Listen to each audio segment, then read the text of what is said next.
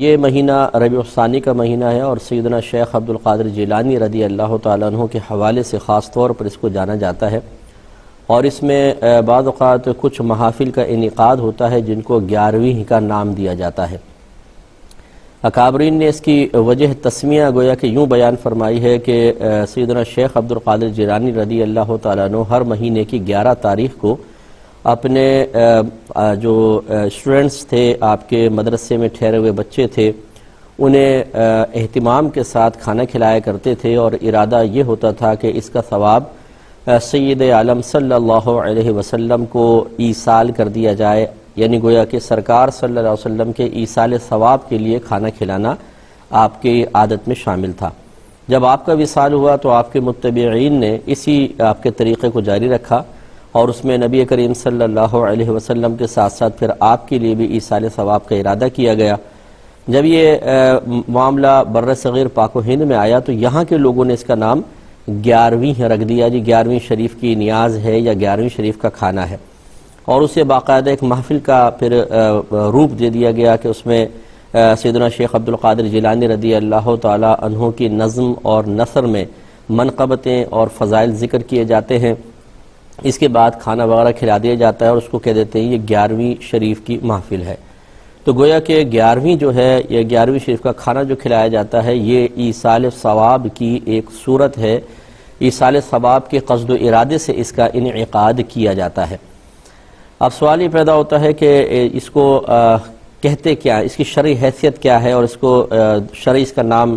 کیا رکھا جائے؟ تو اس کو ادباً نظر بھی کہتے ہیں، نیاز بھی کہتے ہیں۔ اس کو یوں سمجھ لیجئے کہ اگر کسی آپ دنیاوی بڑے شخص کی بارگاہ میں کوئی تحفہ پیش کرتے ہیں تو اس کو ادباً کہتے ہیں جی نظر پیش کر دی، نیاز پیش کر دی، چونکہ اس کھانا کھلانے سے مقصود ان بزرگ کو ثواب پہنچانا ہوتا ہے، گویا کہ ثواب ان کی خدمت میں پیش کرنا ہوتا ہے، اس لیے اسے بھی نظر اور نیاز کا نام دے دیا جاتا ہے۔ اس کی شرعی حیثیت اگر اچھی نیت کے ساتھ ہو اور تمام قیودات شرعیہ کا لحاظ رکھا جائے،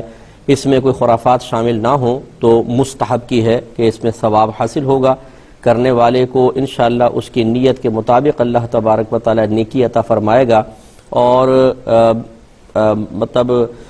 اس کا کرنا کوئی فرضیہ واجب نہیں ہے، لیکن کریں گے تو ثواب حاصل ہوگا اچھی نیت کے ساتھ۔ اب یہ سوال پیدا ہوتا ہے کہ یہ نیاز جو ہے ہوتی ہے یہ شرعاً اس کا کھانا کیسا ہے؟ تو اس میں کچھ ڈاؤٹس پیدا ہو جاتے ہیں یا وسوسے پیدا ہوتے ہیں کہ یہ ایک کھانا ہے اور اس کھانے پر غیر اللہ کا نام لے لیا جاتا ہے، جس سے کہا گیا جی غوث پاک کی نیاز، اور جس چیز پر غیر اللہ کا نام لے لیا جائے اس کا کھانا شرعاً جائز نہیں ہوتا ہے۔ اور اس پہ بطور دلیل سورہ بقرہ کی آیت نمبر 173 بعض اوقات ذکر کی جاتی ہے۔ اللہ تعالیٰ نے فرمایا کہ انما حرم علیکم المیتۃ والدم ولحم الخنزیر وما اہل بہ لغیر اللہ۔ اللہ تعالیٰ فرماتا ہے کہ محض حرام کیا گیا، یہ حرام کیا اللہ تبارک و تعالیٰ نے تم پر مردار کو، خون کو، خنزیر کے گوشت کو، وما اور وہ جو اہل بہ پکارا گیا ہو، آواز بلند کی گئی ہو اس کے ساتھ، لغیر اللہ اللہ کے غیر کے لیے۔ تو یہاں ماں سے مراد جو ہے وہ بعض حضرات ہی کہتے ہیں کہ اس سے ہر چیز مراد ہے، چنانچہ اس سے کھانا بھی مراد ہے، ہر وہ کھانا جس پر غیر اللہ کا نام پکار لیا گیا ہو اللہ تعالیٰ نے فرمایا وہ کھانا حرام ہے۔ تو پہلے تو میں آپ کو اس کا صحیح جو مفہوم ہے وہ عرض کر دیتا ہوں کہ یہ آیت اس طرح کھانوں کے لیے استعمال کرنا اور نیاز کے لیے استعمال کر کے اس کو حرام قرار دینے کی کوشش کرنا، یہ ایک بہت بڑی علمی خیانت ہے، ایسا نہیں ہونا چاہیے، اور اگر کوئی اس خیانت سے باز نہ آئے تو وہ خود اعتراض سے بچ نہیں سکتا ہے۔ یہاں جو ہمارے اکابرین ہیں وہ فرماتے ہیں کہ یہاں ماں سے مراد وما اہل بہ لغیر اللہ، اور وہ جو جس پر اللہ کے غیر کو پکارا گیا ہو، اس کے نام کو بلند آواز سے ذکر کیا گیا ہو، یہاں ماں سے مراد عموم نہیں ہے، بلکہ وہ جانور ہے جس پر بوقت ذبح غیر اللہ کا نام لیا گیا ہو۔ اس آیت کے نزول کا پس منظر یہ ہے کہ کفار اپنے بتوں کے نام پر جانوروں کو ذبح کرتے تھے، اور طریقہ کار یہ تھا کہ وہ لٹا کر پھر اپنے بت کا نام لیتے تھے، لات کے نام پر، عزہ کے نام پر، منات کے نام پر اس کو کاٹ دیا کرتے تھے۔ اس ذبیحہ کو اللہ نے منع فرمایا کہ جس ذبیحہ پر بوقت ذبح غیر اللہ کا نام پکارا گیا ہو وہ تمہارے لیے کھانا جائز نہیں ہے۔ اس کی تائید کن کن دیکھیں تفاسیر سے ہو رہی ہے، وہ میں ذکر کر دیتا ہوں، اور پھر جو اس کو نیاز کے لیے استعمال کرتا ہے وہ بھی وہ تفاسیر کو ایسی پیش کرے کہ جس سے ثابت ہو کہ نیاز کو منع کرنے کے لیے اللہ تبارک و تعالی نے اس آیت کریمہ کو نازل کیا۔ جلالین ایک بڑی مشہور تفسیر ہے اور ہر مکتب فکر تقریباً اپنے دارالعلوم میں پڑھاتا ہے۔ اس میں علامہ جلال الدین سیوطی اس آیت کا مفہوم بیان کرتے ہیں کہ ماں سے مراد کیا ہے، فرماتے ہیں اے ذبیحہ علی اسم غیرہ، یعنی اس سے مراد وہ جانور ہے جسے اللہ تبارک و تعالیٰ کے غیر کے نام پر ذبح کیا گیا ہو۔ والاحلال رفع الصوت، احلال کا مطلب ہوتا ہے آواز کو بلند کرنا۔ وَكَانُوا يَرْفَعُونَهُ عِنْدَ الذِّبْحِ لِآلِهَتِهِمْ عِنْدَ الذَّبْحِ لِآلِهَتِهِمْ، اور یہ فرماتے ہیں کہ وہ جو کفار تھے سرکار کے دور میں وہ ذبح کے وقت اپنے خداؤں کے نام کو بلند آواز سے ذکر کیا کرتے تھے۔ تفسیر بیداوی بڑی مشہور تفسیر ہے اور یہ بھی مختلف مکاتب فکر میں پڑھائی جاتی ہے۔ اے رفع به الصوت عند ذبحه للصنم، یعنی بلند کیا جاتا ہے اس کے ساتھ، یعنی وہ جانور مراد ہے کہ بلند کیا جاتا ہے اس کے ساتھ آواز کو اس کے ذبح کے وقت بتوں کے لیے، یعنی بتوں کے لیے اسے ذبح کرنے کے وقت جو آواز کو بلند کیا جاتا ہے وہ یہاں مراد ہے۔ تفسیر کبیر بڑی مشہور ہے، اسے بھی ہر مکتب فکر ایکسیپٹ کرتا ہے، فرماتے ہیں وَالذَّابِحُ مُحِلٌّ، ذابح ذبح کرنے والا یہ بلند آواز کرنے والا ہے۔ لِأَنَّ الْعَرَبَ كَانُوا يَسْمَعُونَ الْأَوْثَانَ عِنْدَ الذَّبْحِ، کیونکہ عرب لوگ اپنے بتوں کو ذبح کے وقت اپنی آواز سنایا کرتے تھے۔ وَيَرْفَعُونَ أَصْوَاتَهُمْ بِذِكْرِهَا، اور وہ اپنی آوازوں کو ان بتوں کے ذکر کے وقت بلند کیا کرتے تھے۔ تفسیر ابن کثیر اس کو بھی بہت مشہور تفسیر ہے، یہ فرماتے ہیں وَهُوَ مَا ذُبِحَ عَلَى غَيْرِ اسْمِهِ تَعَالَى مِنَ الْأَنصَابِ وَالْأَنْدَادِ، اور وہ اس سے مراد وہ جانور ہے کہ جسے اللہ تبارک و تعالیٰ کے غیر کے نام پر ذبح کیا گیا ہو، بتوں کے لیے یا شرکاء کے لیے۔ اور تفسیر خازن میں ہے کہ یعنی وَمَا ذُبِحَ لِلْأَصْنَامِ وَالطَّوَاغِيتِ، یعنی اس سے مراد وہ جانور ہے جسے بتوں اور شیاطین کے لیے ذبح کیا گیا ہو۔ تفسیر کشاف علامہ زمخشری کی بڑی مشہور تفسیر ہے، اے رفع به الصوت للصنم، یعنی وہ جانور مراد ہے کہ بت کے لیے جس پر آواز کو بلند کیا گیا ہو۔ وَذَلِكَ قَوْلُ أَهْلِ الْجَاهِلِيَّةِ، اور یہ اہل جاہلیت کا قول ہوتا تھا، بِاسْمِ اللات والعزا، یعنی وہ اس طرح کہتے تھے لات کے نام کے ساتھ، عزا کے نام کے ساتھ۔ تفسیر طبری میں ہے وَمَا ذُبِحَ لِلْآلِهَةِ وَالْأَوْثَانِ، وہ جانور مراد ہے جسے بتوں کے لیے اور اپنے خداؤں کے لیے وہ لوگ ذبح کیا کرتے تھے۔ یہ میں نے آپ کو 8-10 تفاسیر کے حوالے دے دیے کہ یہاں ماں سے مراد یہ نیاز وغیرہ تو ہے ہی نہیں۔ اب اسے اس طرح کھانے کے لیے استعمال کرنا اس کی شرعی حیثیت کیا ہے، یہ اس سے پوچھا جائے کہ جو غلط طریقے سے ان آیات کو ان کے لیے استعمال کر رہا ہے۔ اگر کوئی کہتا ہے کہ جی یہ تو اصل میں مفسرین نے لکھ دیا نا کہ ماں سے مراد ذبیحہ ہے، ماں کا مطلب ہوتا ہے تو جو، اور جو سے مراد پھر ہر شے ہے جس پہ غیر اللہ کا نام لیا جائے وہ حرام ہو جاتی ہے، اس کا جواب میں دیتا ہوں۔ تو اب اگر کوئی کہے کہ جی یہ ہمیں مفسرین کو ہم رد کرتے ہیں، بالکل بڑے بڑے اکابرین جو سن 3 ہجری سن 4 ہجری کے ہیں انہیں سمجھ میں نہیں آئی، یہ 15ویں صدی ہجری کے اندر سمجھ میں آنا شروع ہوا کہ یہاں ماں سے مراد ذبیحہ نہیں ہے بلکہ اور چیزیں ہیں۔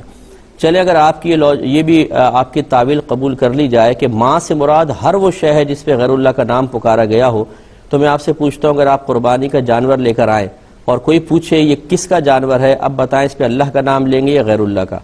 اگر آپ کہتے ہیں کہ جی میرا جانور ہے، چودھری اکرم صاحب کا جانور ہے، تو آپ نے اس پر غیر اللہ کا نام پکار دیا، جانور حرام ہوگا۔ اگر آپ کہیں کہ نہیں یہ تو صرف ایک شناخت کے لیے بیان کیا گیا، اصل میں تو جانور اللہ کے لیے ہی ذبح کریں گے، تو پھر اس کھانے کے اندر کیا پرابلم ہے؟ اس کھانے میں جو نیاز کھلائی جاتی ہے، اس میں یاد رکھیں مسلمانوں کا بنیادی نظریہ اور عقیدہ یہی ہوتا ہے، ان کی سوچ اور فکر یہ ہوتی ہے کہ کھانا صرف اللہ کے لیے ہوگا، اللہ تعالیٰ کی بارگاہ سے ہی ثواب ملے گا، اللہ تعالیٰ کا ہی قرب حاصل کرنا مقصود ہے، صرف ثواب فلاں بزرگ کو پہنچائیں گے، یہ ارادہ ہوتا ہے کہ اس کا ثواب فلاں بزرگ، ورنہ کھانا اللہ کے لیے ہوتا ہے،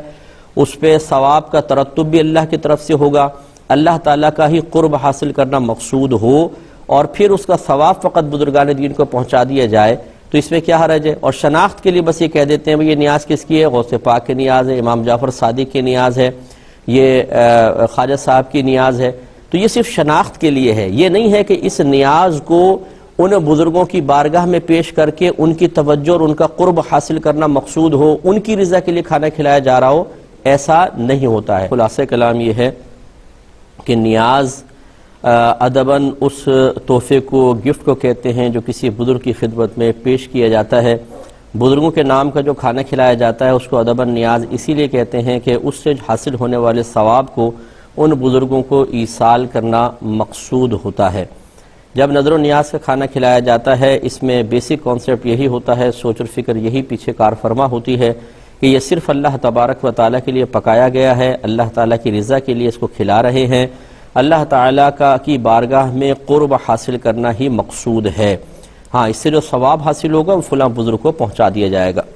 اور صرف پہچان کے لیے کہا جاتا ہے کہ یہ فلاں بزرگ کی نیاز ہے۔ یہاں یہ کوئی تصور نہیں ہوتا کہ اس کھانے کو ہم اس بزرگ کی رضا کے لیے کھلا رہے ہیں، اس بزرگ کو کہ بارگاہ میں مقرب ہونے کے لیے کھلا رہے ہیں، ایسا کچھ بھی نہیں ہوتا ہے۔ اور یہ بعض اوقات کھانا آپ نے دیکھا ہوگا سامنے رکھتے ہیں اور اس پہ قرآن وغیرہ پڑھتے ہیں، اور مخصوص قرآن کا ایک حصہ ہوتا ہے جو پڑھا جاتا ہے۔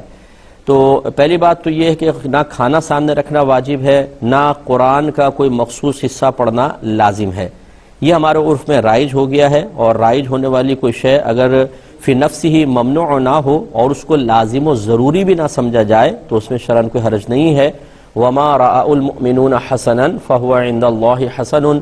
نبی کریم صلی اللہ علیہ وسلم فرماتے ہیں کہ جو مومنوں کے نزدیک اچھا ہے وہ اللہ تبارک و تعالیٰ کے نزدیک بھی اچھا ہے۔ پھر بھی رکھتے کیوں ہیں، میں عرض کرتا ہوں ایک کال لینے کے بعد۔ السلام علیکم۔ تو اب دیکھیں جو نیاز کا کھانا مختصر سا سامنے رکھا جاتا ہے، اس میں جو مسلمان نیت کرتے ہیں وہ یہی ہوتی ہے کہ نبی کریم صلی اللہ علیہ وسلم نے کھانا بڑھانے کے جو معجزات ظاہر فرمائے اس میں آپ نے ایسا ہی کیا کہ کھانا سامنے رکھا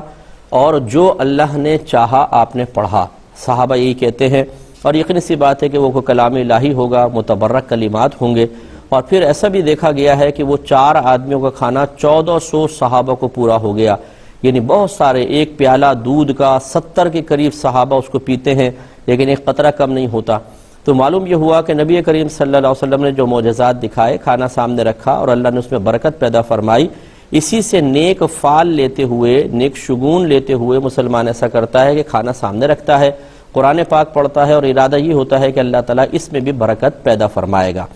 اور جیسے میں نے آپ کو بتایا قرآن کا ایک مخصوص، اب یہ قاری حضرات حصہ پڑھتے ہیں، حافظ حضرات، اور مخصوص ترتیب سے پڑھتے ہیں۔ یہ بھی کوئی فرضیہ واجب نہیں ہے، یہ ہمارے ہاں رائج ہو گیا ہے تو منع بھی نہیں ہے۔ اگر کوئی صرف سورہ فاتحہ اور 3 بار سورہ اخلاص پڑھ لے، 1 مرتبہ آیت الکرسی، 3 مرتبہ سورہ اخلاص پڑھ لے، یہ بھی کافی ہے۔ لیکن اگر کوئی مروجہ، یہ جو ختم جس کو ہم کہہ دیتے ہیں یا نیاز کے اوپر پڑھ رہے ہوتے ہیں، اس میں بھی شرعاً کوئی حرج نہیں ہے، اگر اس کو، وہی بات ہے کہ فرض اور واجب نہ سمجھا جائے، اپنے پاس سے اس کو لازم و ضروری نہ ٹھہرا لیا جائے تو پھر کوئی حرج نہیں ہوتا ہے۔ امید ہے کہ نیاز سے متعلق تھوڑی سی باتیں آپ کو سمجھ میں آئی ہوں گی۔